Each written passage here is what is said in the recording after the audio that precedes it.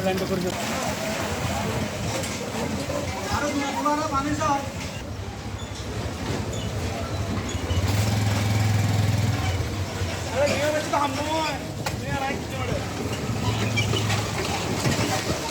2-3 বছর থেকে মৌসুম সড়ক মৌলিবাজারের ভিতরে মৌসুম সড়ক এটা ভাঙাচুরের রাস্তা, আমরা গাড়ি চালাইতে অনেক কষ্ট হয়।